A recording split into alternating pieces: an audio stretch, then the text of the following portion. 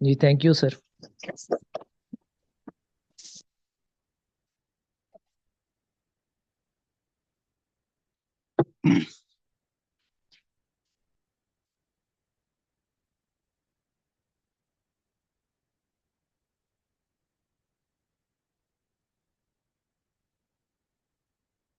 अच्छा, क्वेश्चन ये था कि इकोसिस्टम क्या होता है और ये कैसे काम करता है। तो हमने सर्च किया कि पोल्का डॉट इकोसिस्टम क्या है और ये कैसे काम करता है, इसके ऊपर ब्लॉकचेन कैसे जाता है और उसकी क्या वर्थ होती है।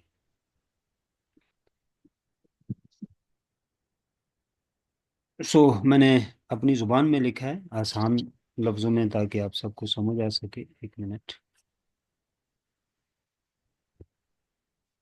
ये हम्म। अब ब्लॉकचेन इकोसिस्टम एक नेटवर्क और टेक्नोलॉजी का ग्रुप होता है जो ब्लॉकचेन के अंदर और बाहर के सिस्टम को कनेक्ट करता है। अगर ना हूं तो थल्ले नेट भी बंद किया है तो ठंड भी लाई फिरदी। माइक माइक बंद कर दें काइंडली सारे लोग। सो इकोसिस्टम ब्लॉकचेन के अंदर के हिस्से की और बाहर का जो हिस्सा होता है उसको कनेक्ट करता है। इसमें multiple chain, D app, decentralize app, wallets, exchange और ओराकल्स शामिल होते हैं जो एक दूसरे के साथ इंटरेक्ट करते हैं। अहमियत क्या है इकोसिस्टम की? ये डिफरेंट ब्लॉकचेन को एक दूसरे के साथ कम्युनिकेट करता है और ट्रांजैक्शन को फास्ट करता है। डिसेंट्रलाइज नेटवर्क की वजह से ज़्यादा सेफ है। तो ये तो हाई बेसिकली सारा जो है ब्लॉकचेन जो है, असल जो ब्लॉकचेन है, जो बिटकॉइन है, जिस पे बिटकॉइन आया, जो मेजर ब्लॉकचेन है, बेसिकली ये हाई डिसेंट्रलाइज है, ये किसी के कंट्रोल में नहीं। सो किसी एक अथॉरिटी के कंट्रोल में नहीं। सो पोल्का डॉट इकोसिस्टम क्या है? पोल्का डॉट एक नेक्स्ट जनरेशन ब्लॉकचेन प्रोटोकॉल है जो मल्टीपल ब्लॉकचेन को कनेक्ट करता है एक दूसरे के साथ। इसमें ब्लॉकचेन नेटवर्क को इंटीग्रेट और कम्युनिकेट करवाना है। सो इंटीग्रेट और कम्युनिकेट दो ऑप्शन जो है वो इसके मेजर हैं। तो फ्यूचर क्या है पोल्का के? Different blockchain polka dot through data और एसेट शेयर कर सकती है। और कस्टमर कस्टम ब्लॉकचेन पैराचेन जो है, कस्टम ब्लॉकचेन जो पोल्का डॉट नेटवर्क को ऊपर काम करता है। और रियल चेन पोल्का डॉट में ब्लॉकचेन जो सबको कनेक्ट करता है। सिक्योरिटी शेयरिंग, हर ब्लॉकचेन को अपनी सिक्योरिटी बिल्ड करने की जरूरत नहीं, वो पोल्का डॉट की सिक्योरिटी इन्हांस कर सकता है बवास लोगों। सो आम लफ्जों में मैं बताऊं, पैराचेन कस्टम ब्लॉकचेन है। कस्टम ब्लॉकचेन का ये मतलब होता है कि ऐसा ब्लॉकचेन जिसमें वक्त के साथ साथ आप अपग्रेडिंग कर सकते हैं, नई डेवलपमेंट कर सकते हैं, नए टूल्स और सॉफ्टवेयर डाल सकते हैं। सो पोल्का डॉट नेटवर्क के ऊपर काम करती है। ये पोल्का डॉट के नेटवर्क यानी डॉट नेट है, पोल्का का जो नेट है वो डॉट नेट है, सॉरी डॉट चेन है, ये उसके नेटवर्क के ऊपर काम करती है। रिले चेन जो होता है पोल्का डॉट का मेन ब्लॉकचेन जो सबको कनेक्ट करता है, जो अपना जो है वो पोल्का का है dot blockchain. So security sharing, हर ब्लॉकचेन को अपनी सिक्योरिटी के लिए बंदोबस्त करने की जरूरत नहीं है अगर वो कनेक्ट है पोल्का के साथ। ठीक है। सो पोल्का क्योंकि एक सिक्योर प्लेटफॉर्म है, जब कोई ब्लॉकचेन उसके साथ सिक्योर हो इंटीग्रेट हो जाता है तो वो सिक्योर हो जाता है। So dot token, polka dot का जो कॉइन है उसका डॉट नाम है। डॉट टोकन नेटवर्क में गवर्नेंस और स्टेकिंग के लिए यूज होता है।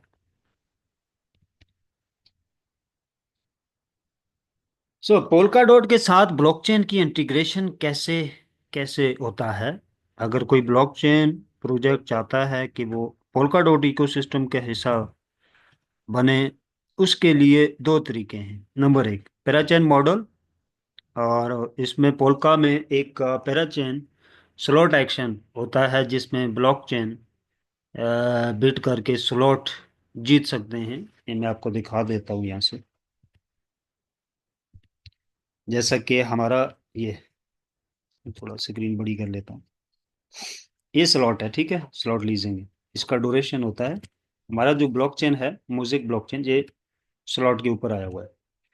सो so, दूसरा क्या है, अगर किसी प्रोजेक्ट को फुली पैराचेन नहीं चाहिए तो वो पैराथ्रेड यूज कर सकता है, जो पे पर यूज मॉडल पे काम करता है। ये छोटी चेन्स, या इसको आप कह सकते हैं एक्सपेरिमेंटल प्रोजेक्ट के लिए बेस्ट होता है। सो पोल्का इकोसिस्टम की वर्थ क्या है? पोल्का इकोसिस्टम की वर्थ अलग अलग फैक्टर्स पर डिपेंड करती है। मार्केट कैपिटलाइजेशन, डॉट टोकन की प्राइस, सप्लाई और डिमांड पर डिपेंड करता है। पोल्का डॉट इकोसिस्टम में जितने ज्यादा प्रोजेक्ट इंटीग्रेट होंगे उतना ही डॉट की वैल्यू बढ़ती है। Total value locked, TLV. TLV का मतलब है कि इकोसिस्टम में कितना कैपिटल लॉक है डेफी प्रोजेक्ट में। तो अगर पोल्का डॉट इकोसिस्टम में ज्यादा लिक्विडिटी होती है तो इसकी वर्थ भी ज्यादा होती है।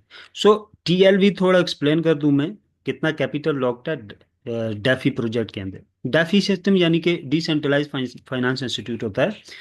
बेसिकली ये एक पेमेंट गेटवे भी आप इसको कह सकते हैं।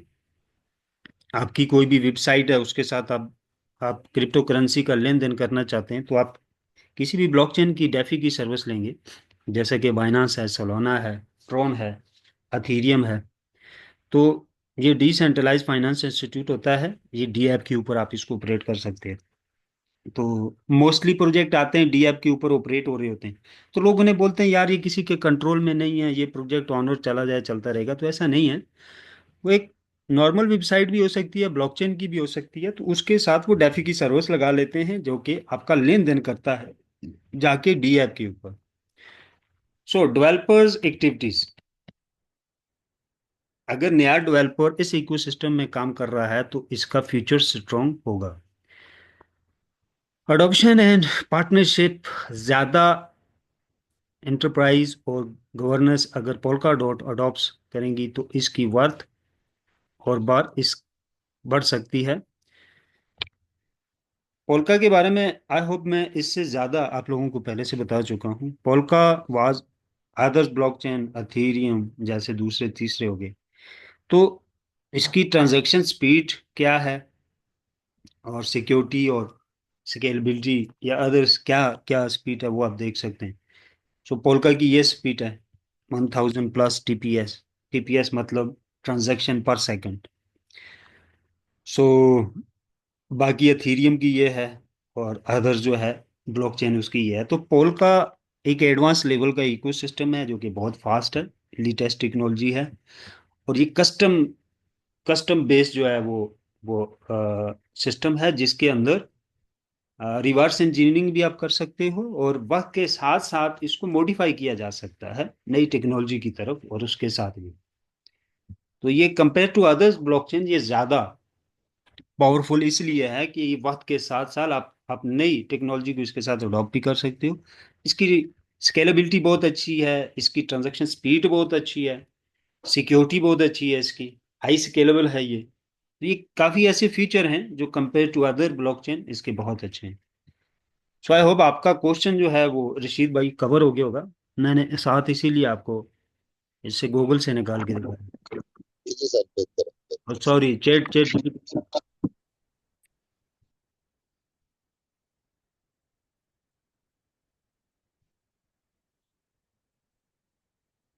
अच्छा, अब हम आते हैं, एक और चीज मैं आपके साथ शेयर कर देता हूँ।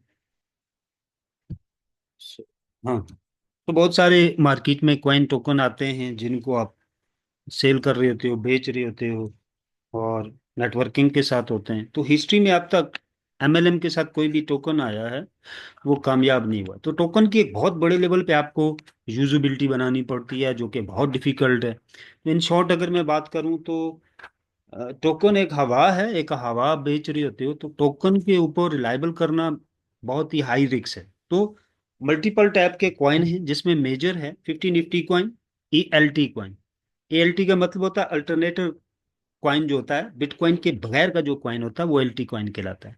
मीम कॉइन, मीम कॉइन एक फेज वीआईपी लोग जो होते हैं, मशहूर लोग होते हैं जो वो टोकन लेके आते हैं, उनके कॉइन होते हैं।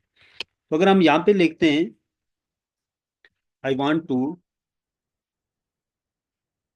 बल्कि उर्दू में मैं लिखता हूँ, मैं सोलाना के ऊपर एक टोकन बनाना चाहता हूँ।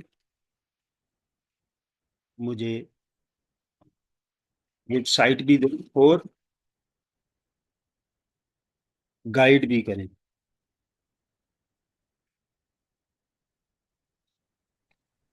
और फीस का भी बताएं।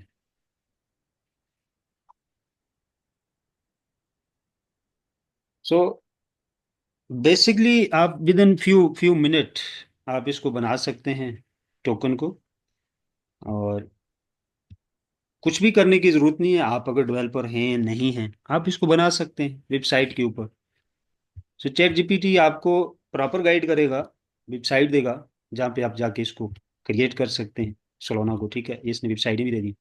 सो विद इन 30 मिनट आप अपनी मर्जी का टोकन क्रिएट कर सकते हैं, अपनी मर्जी की सप्लाई रख के। और लोग उसको $300 की एमएलएम की वेबसाइट के साथ लगा के बेचना शुरू कर देते हैं। सो उसकी कोई इतनी वो वर्थ नहीं होती, कुछ नहीं होती है। हवा है, जब चाहे बटन बंद हो जाता है। तो फिर लोग क्या कहते हैं कि भाई मार्केट में ऑनलाइन जो क्रिप्टो करेंसी आई है, ब्लॉकचेन आई है, दे आर टोटली स्कैम। भाई स्कैम उन लोगों के साथ होता है जो एक ही चीज के पीछे भाग रहे हैं, बस पैसा आ जाए, पैसा आ जाए। कभी ये जानने की कोशिश नहीं करते कि अगर हम क्रिप्टो करेंसी ब्लॉकचेन से कमाना चाहते हैं तो एक्चुअल में जेन्युइन रास्ते कौन कौन से हैं। तो जेन्युइन रास्ते में सबसे पहला जो रास्ता है, जो सबसे स्ट्रांग है, आप किसी ब्लॉकचेन का हिस्सा बने। और हिस्सा बनने के लिए जो पार्टनरशिप है वो एक ही है जो सबसे बड़ी है, वो है वैलिडेटर्स। आप एक ऐसे ब्लॉकचेन के वैलिडेटर को बाय कर लेते हैं जो फ्री लॉन्चिंग में होता है, या आपके पास ज्यादा पैसा है तो उस वैलिडेटर को बाय कर लें जो पहले से चल रहा है। तो आप पार्टनर हो जाते हैं इस ब्लॉकचेन के और लाइफ टाइम अर्निंग कर रहे होते हैं। नंबर दो, टोकन और कॉइन को बनाने के बाद, एक नॉर्मल कॉइन की मैं बात करता हूँ, नॉर्मल ब्लॉकचेन आपका एक वीक में बन जाता है। तो उसको मार्केट में ले जाने के लिए आपको बहुत सारे पापड़ बेलने पड़ते हैं, एक्सचेंजों की फीस देनी पड़ती है, और वहां पे आपको लिक्विडिटी देनी पड़ती है। लिक्विडिटी यानी एक कॉइन है जो आप बाय करते हो बाइनांस पे, तो ट्रेड करते हो, स्पॉट ट्रेड में जब आप उसको कन्वर्ट करते हो तो बदले में आपको यूएसडीटी मिलता है। तो वो यूएसडीटी जिसका कॉइन होता है उसने पीछे लिक्विडिटी डाली होती है। ठीक है, वो आपको डालनी पड़ती है।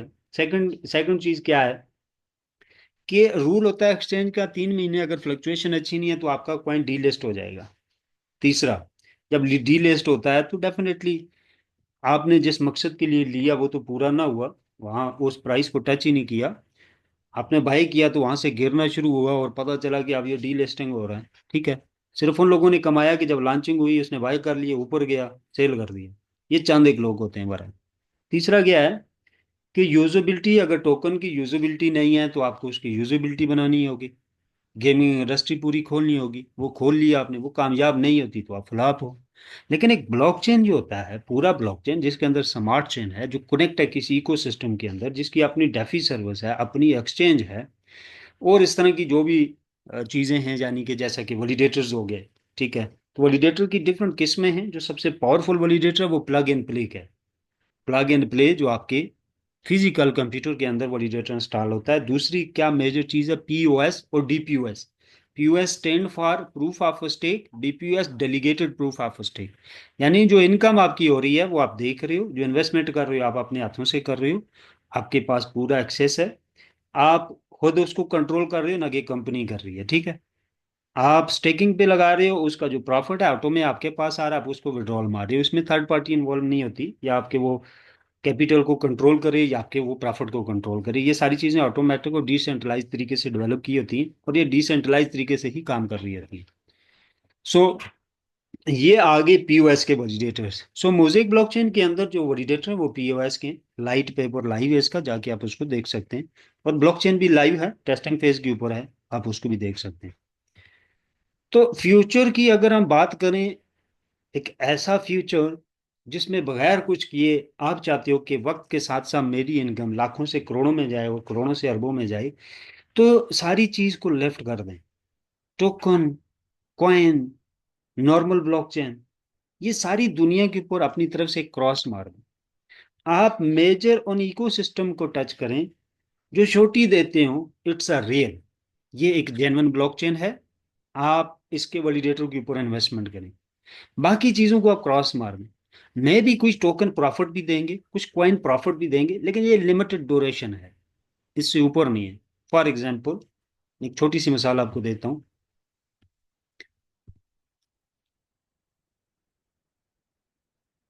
ये है Trump coin, official Trump coin, मैं दिखा देता हूँ। अब मेरा क्वेश्चन ये माइनस यूज देख ले, ब्लॉकचेन के ऊपर बनाया गया था, ठीक है। रफी भाई आवाज नहीं आ रही। जी आवाज आ रही है।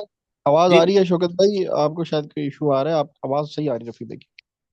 अच्छा, I want to create my own token on Solana network. ये आ गया जी सोलाना टोकन क्रिएटर, आप इस पे जाएं।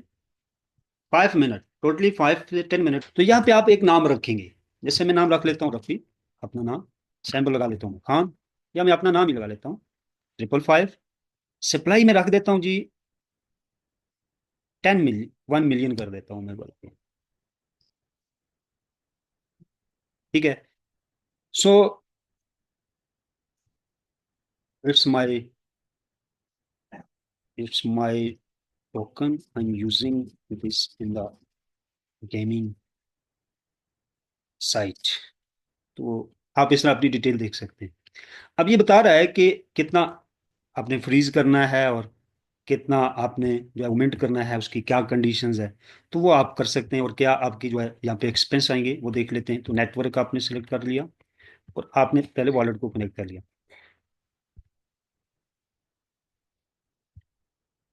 तो आप वॉलेट को कनेक्ट करेंगे और 0.1 सोल आपका लगेगा। और टोटल यहाँ पे मैं आपको दिखा देता हूँ कि कितना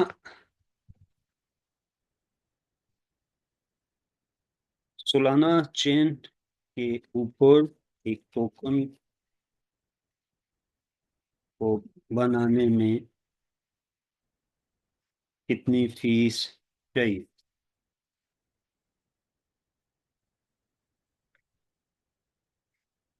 सो वॉलेट के अंदर आपने कितनी फीस, कितना रखना है वो मैं बता देता हूँ आपको। डिसेंबल टोकन क्रिएट कॉस्ट और टैप ऑफ है।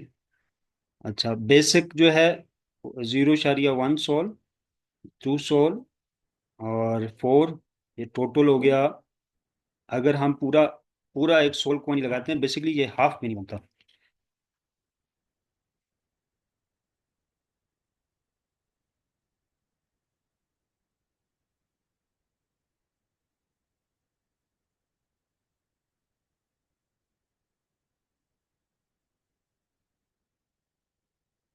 तो $277 जो है 1 सोल इक्वल टू 227 जो है वो डॉलर है। तो ये अगर फीस की हम बात करें, जो टोटल फीस इसने बताई है सारी जो आएगी, तो ये तकरीबन $100 के करीब। आप $200 ही लगा लें, डजेंट मैटर। मुझे नहीं लगता कि इसमें $200 में भी कोई मैटर है। तो जो कॉइन बना, ट्रम्प का टोकन बना, वो सोल ब्लॉकचेन के ऊपर है, नेटवर्क सोल है। और इसी तरह एक सप्लाई रख के विद इन फ्यू मिनट इसको क्रिएट किया गया, और लोगों ने उसको बाई किया एक बड़ी मकदार में। ना किसी गेमिंग इंडस्ट्री में इसकी यूजिंग है, ना किसी प्रोडक्ट के साथ है, ना किसी वेबसाइट के ऊपर इसकी यूजबिलिटी है। ये सिर्फ फेज के ऊपर बाइंग किया गया कि ये ट्रम्प का कॉइन है, मीम कॉइन है, टोकन है सॉरी, इसको बाइंग करो, ठीक है। सो जो फेज के ऊपर टोकन को बाइंग की जाती है वो मीम कॉइन कहलाते हैं। अब दूसरी बात, ये आप देख लें कि यहां से जब ये गिरना शुरू हुआ है और उसके बाद ये देखें स्टिल गिर रहा है, ठीक है, नीचे ही आ रहा है। अब इसको कोई नहीं रोक सकता। अब ये कहाँ जाता है कोई पता नहीं है, क्यों? ये मीम कॉइन, इसकी जेन्युइन तरीके की यूजबिलिटी नहीं है कहीं पे भी। तो ये हाई रिस्क के अंदर होते हैं। जैसा कि मैंने कहा, टोकन हवा है। अब इंसान क्योंकि मरने की चीज है, डेफिनेटली कोई भी जो मीम कॉइन अपने फेस पे लेके आता है वो चला गया दुनिया से, उसका फेस रुखसत हो गया, तो फिर आप समझ सकते हैं आगे क्या है। जिस फेज के ऊपर उसकी उसकी सेल सेल हो रही थी, तो वो तो फेज चला गया, तो हाई रिस्क होता है। तो कहने का मतलब यह है कि टोटल मिला के ये बात है कि आप क्रॉस मार दें, टोकन के अंदर इन्वेस्टमेंट ना करें, फर्जी कॉइन के अंदर ना जाएं। वो बहुत हाई रिस्क है, एक बार आपका शॉट लग सकता है, 10 बार लग सकता है, लेकिन एक बार भी जब आप फ्लॉप होंगे वो आपका सारा कैपिटल ले जाएगा जो आपने 9-10 बार कहीं पैसा डाल के कमाया होगा। अब हम आ जाते हैं, सवाल ये है कि क्रिप्टो करेंसी और ब्लॉकचेन से जो कमाई करनी है हमने, वो सिक्योर रास्ता कौन सा है? So let's suppose polka dot staking reward calculator.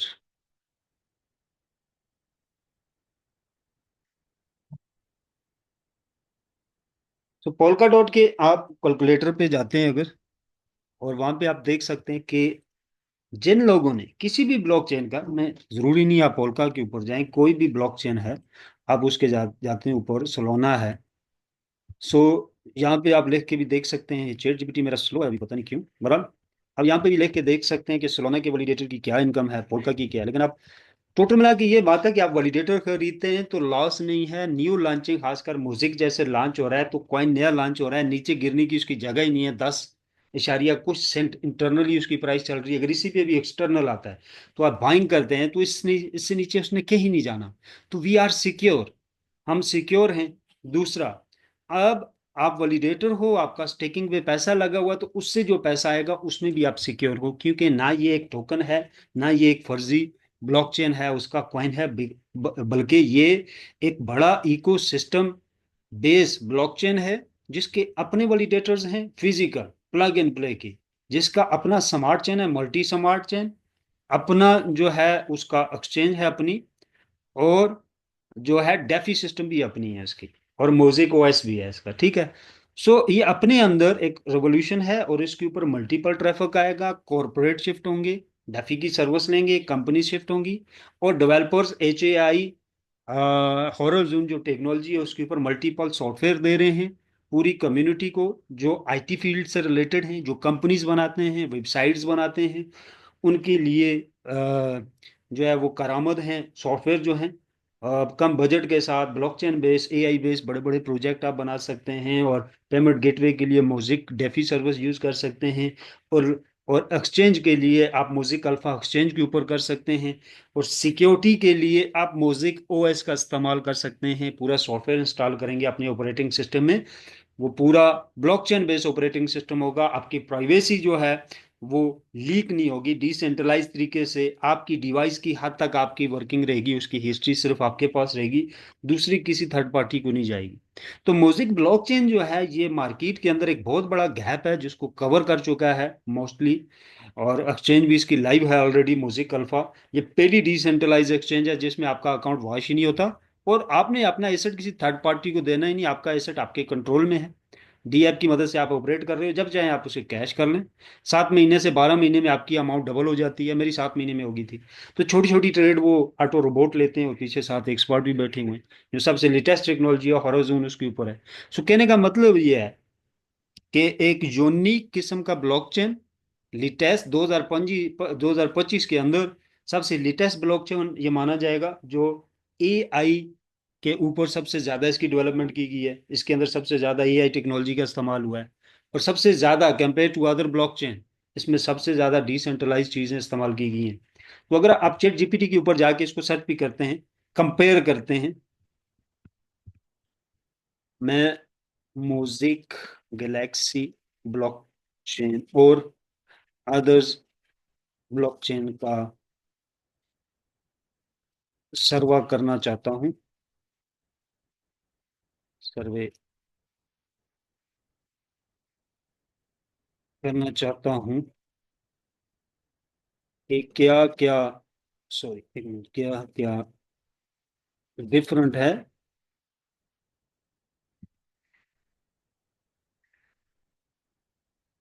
Mosaic advanced blockchain और अदर्स।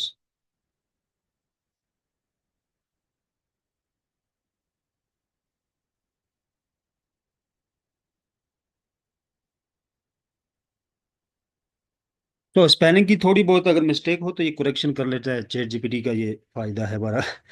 तो इतना आपको वो नहीं करना पड़ता स्पेलिंग के ऊपर, बहरहाल तो बहुत सारी चीजें हैं जो कि एडवांस है म्यूजिक ब्लॉकचेन की कंपेयर टू अदर्स ब्लॉकचेन।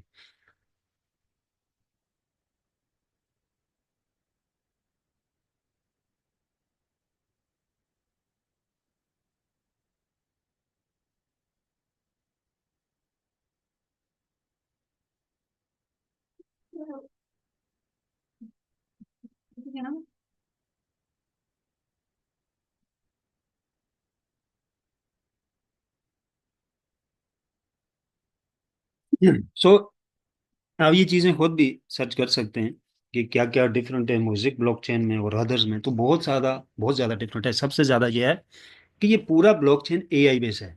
इसमें सबसे ज्यादा एआई का इस्तेमाल किया गया है। सेकंड क्या है कि इसका डेफी सिस्टम बहुत एडवांस है compare to others blockchain.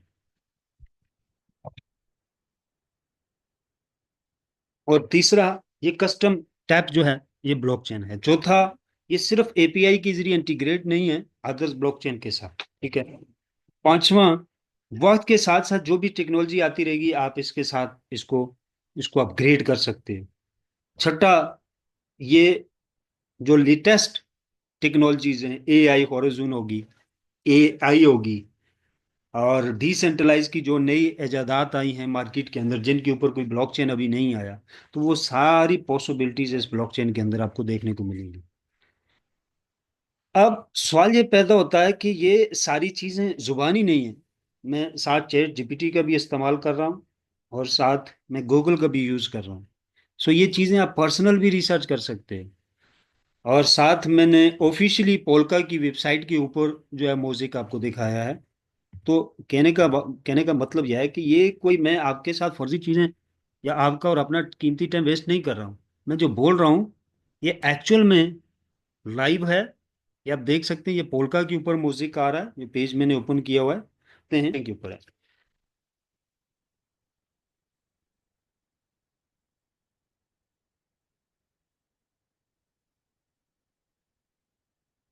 So genuine blockchain है, जेन्युइन वैलिडेटर्स हैं, जेन्युइन इकोसिस्टम के साथ है। तो अब आ जाते हैं, थोड़ा सा हम देख लेते हैं कि कितनी कमाई की पॉसिबिलिटी रहती है यहाँ पे।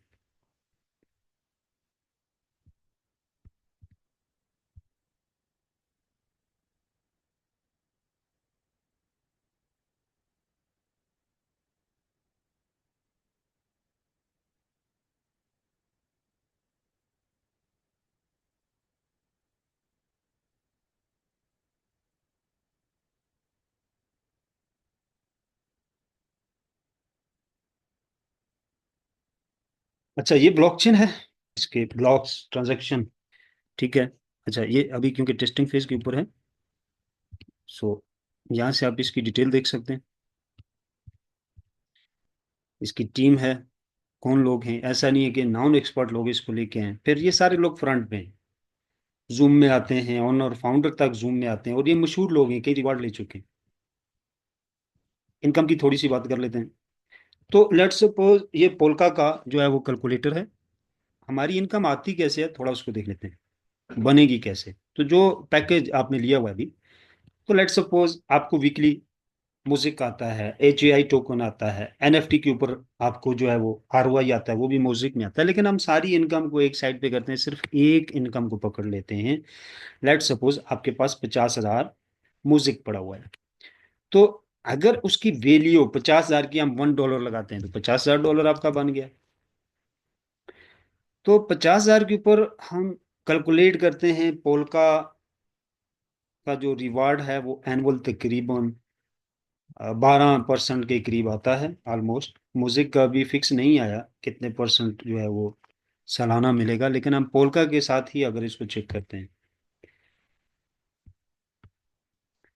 तो डेली $15, मंथली आपके $443 और 5500 आपके सालाना आते हैं। और हाँ, तो बहरहाल $1 के ऊपर प्राइस रही तो आपकी ये इनकम हुई। अब कॉइन की करंट सप्लाई 8 करोड़ है। एक्सपर्ट की जो प्रोडक्शन है उसके मुताबिक पहले साल में जो कॉइन की प्राइस है वो $500 के करीब आसानी से जाएगी। ये वैलिडेटर बहुत ज्यादा सेल हो चुकी है। करंट सप्लाई 8 करोड़ है, बाइनांस की इससे डबल थी।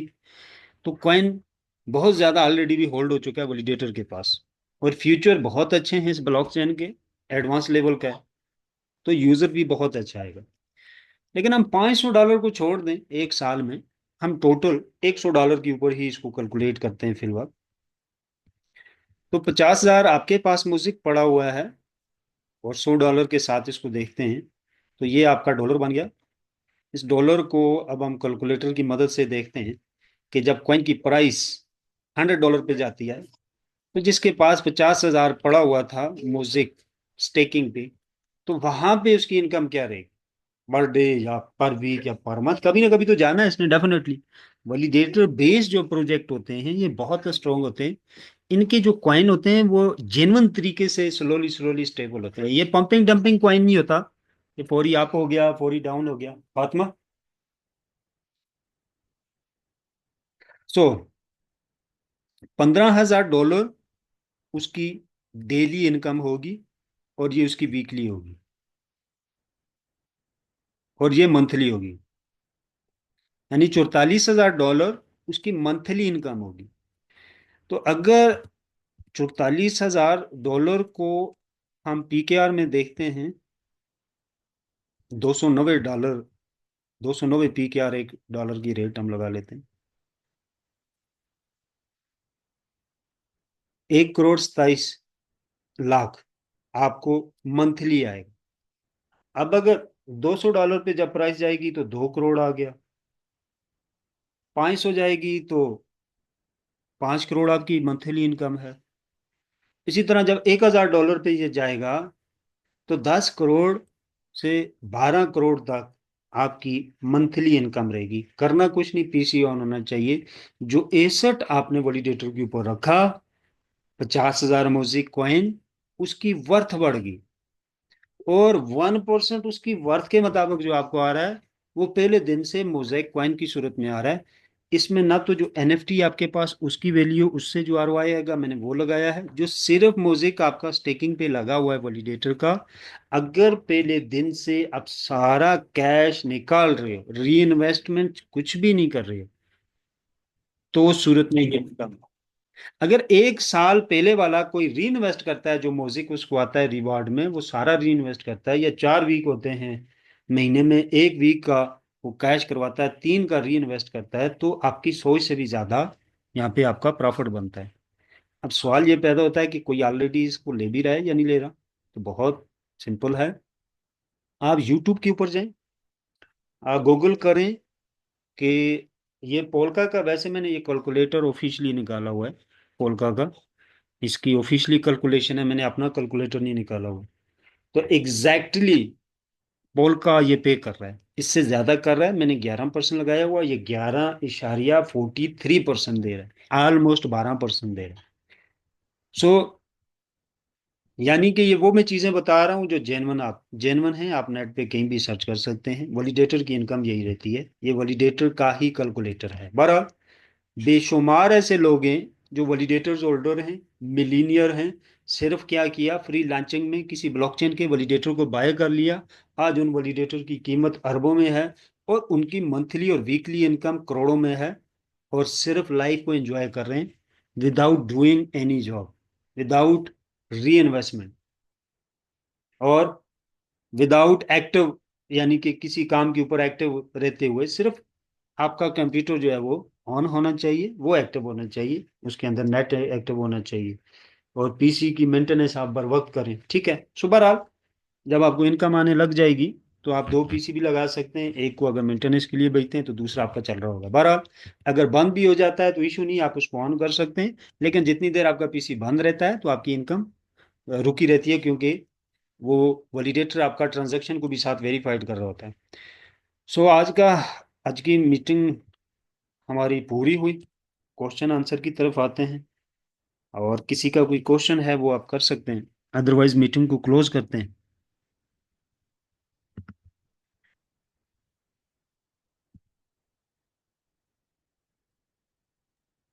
रफी भाई, मैं थोड़ा ये पूछना चाहूंगा। वैसे तो मेरा क्लियर है, दोस्तों के लिए ये सवाल है कि जो ये वैलिडेटर हमारा 10,000 में ले रहे हैं, और इसके स्टेकिंग रिवार्ड के ऊपर कितना लाख हो रहा है हमारा, और जो वैलिडेटर प्रो है इसकी स्टेकिंग रिवार्ड के ऊपर हमारा कितना लाख हो रहा है। देखें, मिनिमम और मैक्सिमम की क्या है। मिनिमम जो है वो 1,000 म्यूजिक आपका होना चाहिए। ठीक है, मैक्सिमम लिमिट नहीं है, आप जितना मर्जी आप उसके ऊपर डाल सकते हैं। ये नहीं, जो बाइंग कर रहे हैं, मिसाल के तौर पे एक बंदा 10,000 का ये ले रहा है वैलिडेटर, तो हम्म। उसका कितना कॉइन लाख है। जो पहले देखिए, तो हमारे इलम में तो 1 लाख कॉइन लाख हो रहा है, उसका 1% स्टेकिंग आएगी ना। जी देखें, लॉन्चिंग से पहले तो एग्जैक्टली जो लिमिट है वो कम से कम 1,000 म्यूजिक है। ठीक है, कम से कम 1,000 म्यूजिक आपको वहां पे होल्ड रखना होगा। लॉन्चिंग के बाद जो है वो 1 लाख म्यूजिक है, और प्रो के लिए 2.5 लाख म्यूजिक है। लॉन्चिंग के बाद, लॉन्चिंग से पहले रिक्वायरमेंट नहीं है। जैसे ही लॉन्च हो जाएगा, वैलिडेटर लाइव होगा, तो वैलिडेटर को ऑन करने के लिए 1 लाख म्यूजिक और प्रो को ऑन करने के लिए 2.5 लाख म्यूजिक है। नहीं, ये जो लोग प्री लॉन्चिंग में अब वैलिडेटर या वैलिडेटर हम प्रो बाय कर रहे हैं, ये जो एनएफटी हमें मिल रहा है, ये जो एनएफटी की माध्यम में 25,000 का है या 10,000 का है, तो इसका हमें स्टेकिंग रिवार्ड क्या आएगा प्री लॉन्च में जो जुड़ गए हैं लोग। देखें, ये फिक्स नहीं है, लेकिन रिवार्ड आपका ये आएगा। जो वैलिडेटर है या वैलिडेटर प्रो है, इनका एनएफटी इनके अपने वैलिडेटर के ऊपर आप स्टेक करोगे। डिसेंट्रलाइज तरीके से अपने मोबाइल से आप ऑपरेट कर रहे हो, ये एक डॉलर की तरह होगा जो आप इसको वैलिडेटर के ऊपर इन्वेस्ट करोगे जाके। और इसकी इन्वेस्टमेंट के ऊपर आपको बदले में जो है आपका वैलिडेटर ऑन भी होगा, और बदले में आपको वीकली कॉइन जो आएगा, इसके ऊपर आरओआई आएगा, उसी को आप मुड़ के स्टेकिंग पे डाल रहे हो और कुछ हिस्सा उसका विड्रॉल कर रहे हो। अभी यहाँ पे ये जो 100 वाला एनएफटी, $100 वाला एनएफटी, ऐसे ये थोड़ा मालूमात में इजाफा हो जाएगा तमाम दोस्तों के। $100 वाला जो है एनएफटी, ये 12 माह के लिए है, और ये 10 कॉइन देगा हमें सो महाना। वाला एनएफटी, ढाई सो सौ वाला सो वाला पैकेज जो है ये नेटवर्किंग को ऑन करने के लिए है, तो आप स्टेकिंग भी नहीं डाल सकते हैं। ये नहीं देगा, अपना जो एलपी पैकेज है ये दे रहा है ना। एलपी पैकेज जो है 100 वाला एक्टिव है, लेकिन सो वाले पैकेज की इतनी वर्थ नहीं है, और एलपी पैकेज भी इतनी वर्थ नहीं है जो 100 वाले पैकेज। चल, इससे आगे फिर 250 वाला पैकेज है जो 12 मंथ के लिए है, ये 25 कॉइन दे रहा है। साढ़े हाँ सात सौ वाला 75 कॉइन दे रहा है 16 के लिए। जी। और 1500 वाला जो है ये 20 के लिए 150 कॉइन दे रहा है। हम्म। और जो 5,000 वाला पैकेज है दे रहा है 500 कॉइन 24 मंथ के लिए। और हाँ, जो वैलिडेटर है 10,000 वाला 1,000 कॉइन दे रहा है महाना। ऐसा ही है। और जो वैलिडेटर प्रो है ये 25 दे रहा है महाना। ये स्टेकिंग इनको आती रहेगी। प्राइस अगर $1 पे है तो $2,500 है, $10 पे है तो $25,000 है। ये सेम है जी, ना। ऐसे ही। जी सर, ये मैंने मालूमात के लिए दोस्तों के लिए शेयरिंग कर रहा था। अभी किसी दोस्त का कोई क्वेश्चन है तो कर सकते हैं।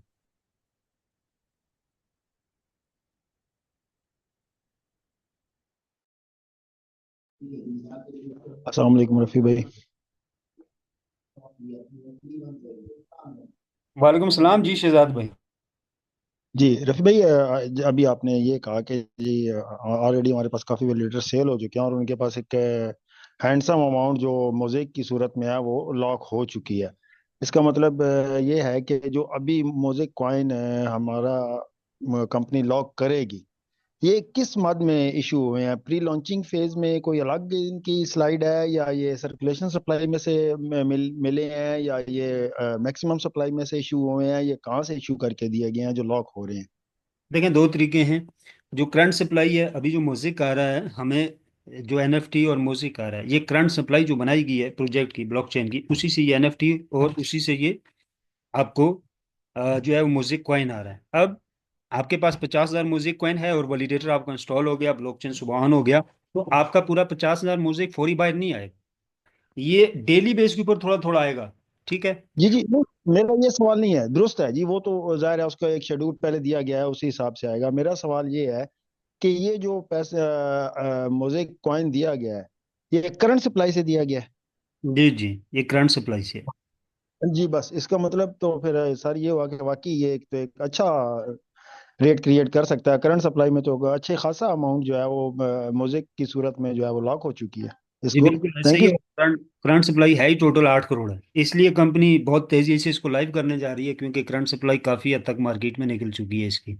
जी जी सर, वो तो स्लाइड से भी नजर आ रहा है। जी। और दूसरा ये है कि जो जो स्टेकिंग की मेन कंडीशन है वो ये है कि कौन सा वैलिडेटर ज्यादा इनकम लेगा। तो वो वाला ज्यादा इनकम लेगा जिसके पास ज्यादा म्यूजिक स्टेकिंग पे लगा होगा वैलिडेटर के ऊपर। तो लोग यहाँ पे कोशिश ये करेंगे कि जो वैलिडेटर के ऊपर मेरा कॉइन लगा हुआ है वो मैं कैश ना कराऊं, जो प्रॉफिट मुझे आ रहा है मैं उसमें से कैश कराऊं, और उसमें से भी कुछ ना कुछ मैं म्यूजिक कॉइन और होल्ड करूं, क्योंकि लॉन्चिंग हुआ है अभी तो आस्ता आस्ता इसकी प्राइस बढ़ेगी आगे। तो पहले ही साल में हमें $100 की करीब भी, $300 के करीब भी, क्योंकि फिक्स तो कोई नहीं बता सकता, एक राय है। लेकिन जो अपलाइन है मेरे वो बताते हैं, वो तो ज़्यादा बताते हैं, लेकिन मैं कम करके बताता हूँ कि भाई आप पहले साल में $50, $1 से लेके 50 के करीब भी अगर आप तो रखते हैं, तो यहाँ बैठा ये $50 तो बहुत दूर की बात है, अगर $3 के ऊपर भी एक साल में जाता है, तो यहाँ बैठा कोई ऐसा शख्स नहीं है जो वैलिडेटर की इनकम से अपना घर गाड़ी और सारी चीज को एक एक हाई लेवल के ऊपर मैनेज ना कर सके। हाई लेवल से मुराद ये है कि उसकी इनकम से वो अपना घर है गाड़ी है उसको एक मैनेज कर सकता है। ऐसा नहीं है कि 30 डेज उसके गुजरेंगे नहीं, क्योंकि ये वीकली इनकम रहेगी। तो अच्छे लेवल पे अगर $3 पे भी है उसकी प्राइस, इवन $1 पे भी है, इनकम खत्म नहीं हो रही है ना। मिसाल के तौर पे आप वैलिडेटर हो, जो इनकम आपको आ रही है, आपको पता है यार अगर मुझे $300 आ रहा है पूरे महीने का भी, तो लाख रुपया मेरी जॉब लग गई। अब मैं निकालूं री इन्वेस्ट करूं, खत्म तो नहीं हो रहा। ठीक है। तो ये एक रियल किस्म की ब्लॉकचेन के ऊपर पासिव इनकम एक्टिवेशन है, जिसकी एंडिंग तभी है जब वो ब्लॉकचेन इस दुनिया से जा सकता है। तो अब तक जो भी वैलिडेटर बेस्ड ब्लॉकचेन आए हैं वो बहुत हाई लेवल के कामयाब हैं। यानी उनका टर्नओवर अगर आप देखें ना, तो हमारे हमारे पाकिस्तान कंट्री से ज्यादा उन ब्लॉकचेन की इनकम है। जो हमारे मुल्क का बजट है उससे भी ज्यादा उनकी इनकम है, क्योंकि पूरा ब्लॉकचेन अपने अंदर बहुत ज्यादा फीचर रखता है। बहुत टाइप का ट्रैफिक उसके पास जा रहा होता है और उससे वो इनकम जनरेट कर रहे होते हैं। तो वैलिडेटर पार्टनर होते हैं उस ब्लॉकचेन की डायरेक्टली इनकम के, और वो डिसेंट्रलाइज से डिस्ट्रीब्यूशन हो रही होती है उस ब्लॉकचेन की। कि ऐसा नहीं है कि कंपनी के पास जा रहा है, कंपनी अलाउ कर रही है किसी को इतना, किसी को इतना, फलां को इतना, रशीद भाई को इतना गया, तारक भाई को इतना गया, ठीक है, सिकंदर भाई को इतना गया। ऐसा नहीं, ऑटोमेटिक एक सॉफ्टवेयर लगा के छोड़ दिया जो ब्लॉकचेन रेवेन्यू जनरेट कर रहा है मार्केट से। वैलिडेटर कौन से वैलिडेटर के ऊपर कितना कॉइन स्टेकिंग पे लगा हुआ उस हिसाब से उसको इनकम जा रही है, जिसके ऊपर थोड़ा लगा हुआ है उसको इनकम जा रही है, पर मिनट पर सेकंड वो कैलकुलेशन हो रही है डिसेंट्रलाइज तरीके से।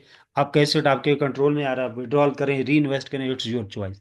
सो that reason the mosaic blockchain is 100% real blockchain.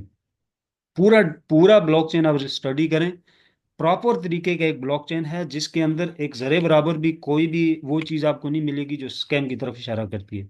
It's a real blockchain technology. ये जी सर।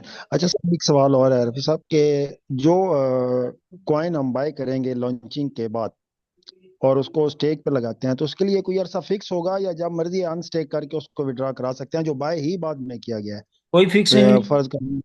कोई फिक्सिंग नहीं, आपकी चॉइस है। सिर्फ अभी जो म्यूजिक आपका नोवेलस प्राइम के बैक ऑफिस में पड़ा हुआ है जो वीकली आपको आ रहा है, ये लॉन्चिंग के बाद फौरी कैश नहीं होगा सारा।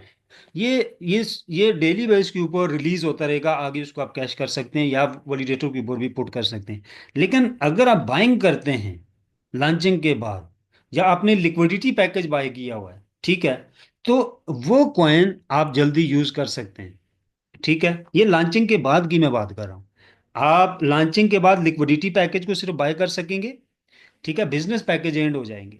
तो एलपी पैकेज की बाइंग के ऊपर आपको म्यूजिक मिलता है, या डायरेक्टली एक्सचेंज से जो म्यूजिक आप बाय कर रहे होंगे, वो आपकी चॉइस। आप स्टेकिंग पे डालें उसको, जब चाहे स्टेकिंग से निकाल लें, ठीक है, तो वो आपकी चॉइस है। जी ठीक हो गया भाई, थैंक यू भाई। हम्म। अस्सलाम वालेकुम सर, इकबाल अर्ज कर रहा हूँ। मेरा सवाल ये है कि क्या एक पीसी पे दो वैलिडेटर या वैलिडेटर प्रो और वैलिडेटर चल सकेंगे? जी फिर एक उनकी किस पीसी तरह से, होगी? हाँ एक पीसी से आप ऑपरेट कर सकते हो, लेकिन ज़्यादा बेहतर है आप एक वैलिडेटर के लिए दो पीसी इस्तेमाल करें। रीज़न बताता हूँ। जब एक हाँ नया पीसी आप बाय कर रहे हो तो नया पीसी पहले साल आपको एक कंप्यूटर के अंदर दो वैलिडेटर की पॉसिबिलिटी, तीन की भी देगा, क्योंकि वो परफॉर्म्स अच्छा करेगा। लेकिन जो सही है। पीसी आप तैयार करोगे वो ब्रांडेड हो। ब्रांडेड से मतलब यह है कि एक तैयार पीसी कंपनी से आप वैलिडेटर के लिए बाय करें। ऐसा ना हो रैम इंटेल की है और बोर्ड इंटेल का है, रैम दूसरी कंपनी की है, डेल की है, सप्लाई जो है वो अदर किसी कंपनी की है, ठीक है। तो वो चीज़ें मैच नहीं होती। सेकंड, बहुत सारे लोग जो विंडो यूज़ करते हैं वो पेड नहीं होती, ठीक है। फ्री वर्जन यूज कर रहे होते हैं तो उस सूरत में विंडो की कुछ चीजें स्लोली काम कर रही होती हैं, तो पूरा पीसी आपका स्लो होता है। तो खासकर इंटरनेट के ऊपर जब आप काम करने बैठते हैं तो बहुत सारी चीजें आपकी एरर देना शुरू हो जाती हैं। रीजन क्या होता है कि आपका विंडो जो है वो पेड वर्जन नहीं होता। लेकिन जब आप ब्रांडेड कंप्यूटर किसी कंपनी का बाय करते हैं लेटेस्ट वर्जन के ऊपर, तो उसके अंदर जो विंडो आती है वो पेड वर्जन होती है। वो लाइफ टाइम आपको उसके लिए सीरियल खरीदने की ज़रूरत नहीं होती। वो आपके पीसी के ऊपर उसका विंडो का एक्टिवेशन की लगा होता है। अगर आप नई विंडो भी करते हैं तो वहाँ से एक्टिवेशन की देख के आप उसमें डाल के उसको पेड कर सकते हैं। टोटल मिला के ये बात है कि एक नए पीसी के अंदर मल्टीपल आप रन कर सकते हैं, लेकिन एक साल के अंदर ही हर वैलिडेटर के लिए अलग से आप पीसी लें, ठीक है, उसमें शिफ्ट करें। सही सेकंड है। क्या है कि जब आपका अलग अलग पीसी के अंदर एक वैलिडेटर हो गया तो अब हर साल या 6 महीने के बाद आपको ब्लोअर के साथ उसकी सफाई करनी पड़ेगी। पीसी की अंदर गर्द वगैरह आ सकती है, सारा कुछ। तो डेफिनेटली आप उसको बंद करके क्लीनिंग करेंगे। तो उस सूरत में आपके पास एक दूसरा पीसी होना चाहिए जिसके अंदर आपका वैलिडेटर पहले से इंस्टॉल हो। तो आप उसको पहले ऑन करेंगे, उसके अंदर वैलिडेटर रन करेंगे, फिर दूसरे पीसी को आप निकाल के उसकी सर्विस करके फिर उसको ऑन करेंगे, ठीक है। या उसको रख सही। देंगे दूसरा चलता रहे। तो दो के अंदर भी आप वैलिडेटर को चला सकते हैं। जब सर्विस करनी हुई एक चलता रहेगा, एक को निकाल के सर्विस करके फिर लगा दिया। दो लगाने का बेनिफिट क्या है? दो इंटरनेट कनेक्शन दें दोनों में, और कभी भी एक के अंदर अगर खराबी आती है दूसरा चलता रहेगा। सॉफ्टवेयर में आ सकती है, हार्डवेयर में आ सकती है, इंटरनेट। वो फिर एक ही सॉफ्टवेयर एट ए टाइम दोनों में चल रहा होगा। जी, दोनों में चल सकता है, एक ही सॉफ्टवेयर होगा और सही परफॉर्म अच्छा करेगा। परफॉर्म अच्छा, जितना आपका वैलिडेटर अच्छा परफॉर्म करेगा इतनी ज़्यादा ट्रांजैक्शन और ब्लॉक्स को रिसीव करेगा और नए ब्लॉक बना के आगे फॉरवर्ड करेगा। बेसिकली वैलिडेटर ब्लॉक्स को रिसीव करता है। उसको रिसीव करने के लिए आपको तेज़ कंप्यूटर और तेज़ इंटरनेट चाहिए, क्योंकि जितना जल्दी वो सही। ब्लॉक्स को रिसीव करके नए ब्लॉक्स बनाएगा। नए ब्लॉक बनाने के लिए भी आपको इंटरनेट और अच्छे कंप्यूटर की, अच्छे प्रोसेसर की ज़रूरत होगी। यहाँ ग्राफिक्स कम लगता है, प्रोसेसर हैवी लगता है, और रैम भी अच्छी लगती है। तो तेजी के साथ नए ब्लॉक्स बनाएगा और आगे फॉरवर्ड कर देगा। तो अगर दो पीसी लगे हुए हैं और एक के अंदर इंटरनेट है जी 50 MB पर सेकंड, दूसरे के अंदर भी है जी 50 MB जो है वो इंटरनेट लगा हुआ है, तो टोटल आपका वैलिडेटर जो इंटरनेट इस्तेमाल कर रहा है वो 100 MB यूज कर रहा है। आपका जो प्रोसेसर है डुअल कोर है, फॉर एग्जांपल दो लगे हुए हैं, तो दो पीसी है तो चार आपके प्रोसेसर लगे हुए हैं। 16 GB आपकी रैम एक में है, 16 दूसरे में है, तो टोटल आपके वैलिडेटर के ऊपर जो रैम यूज हो रही है वो 32 GB हो रही है। सो डेफिनेटली वो अच्छे लेवल पे परफॉर्म्स करेगा दो पीसी के ऊपर कंपेयर टू एक पीसी के। तो सेम लाइक दैट, एक पीसी के अंदर जब आप मल्टीपल वैलिडेटर्स को इंस्टॉल करेंगे तो इसी तरह उसका प्रोसेसर, रैम और इंटरनेट की जो कैपेसिटी है वो उसी हिसाब से उसे मिल रही होगी। तो ये चीज़ें मैच होना ज़रूरी है। ऐसा नहीं है कि 200 MB का आपने इंटरनेट ठोक दिया और आपकी रैम जो है वो 4 GB है और प्रोसेसर आपका जो है वो सही। टू प्रोसेसर के ऊपर है, डोल टू कोर टू डू है, और पेंटियम 4 है और जनरेशन 2 3 चल रही है, तो वो इतना अच्छा सही। परफॉर्म नहीं करेगा। तो दूसरा जो स्टेकिंग रिवार्ड है वो उसके लिए भी पीसी जरूरी है, या अगर वैलिडेटर आप अनाउंस हो गए तो स्टेकिंग रिवार्ड ऑटोमेटिक वीकली आता रहेगा, या उसके लिए जब तक पीसी नहीं चलेगा आपका स्टेकिंग रिवार्ड भी नहीं आएगा? नहीं, उसके लिए पीसी नहीं चाहिए। वैलिडेटर के बगैर जो आप स्टेकिंग पे लगाएंगे वो आपकी ब्राउजर के ऊपर ही काम करेगा, आपके बैक ऑफिस में। उसके लिए आपको सही। पीसी की जरूरत नहीं है। जी बिल्कुल। Thank you sir.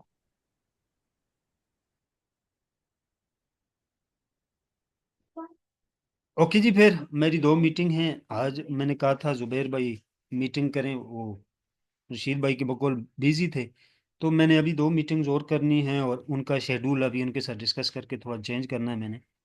तो ठीक है, आज की जूम क्लोज करते हैं, कल की जूम में मिलते हैं। आपके टेक्निकल अगर क्वेश्चन हैं तो रशीद भाई यहाँ पे अवेल हैं, आप उनसे करें, और सिकंदर भाई यहाँ पे अवेल हैं, उनसे आप कर सकते हैं। सो सिकंदर भाई, मैं आपको होस्ट कर देता हूँ, आप अदर्स लोगों के क्वेश्चन लें, और मैं इजाज़त चाहता हूँ फिर। ठीक है जी। जी ठीक है, अगर किसी भाई का कोई क्वेश्चन है तो वो कर सकते हैं।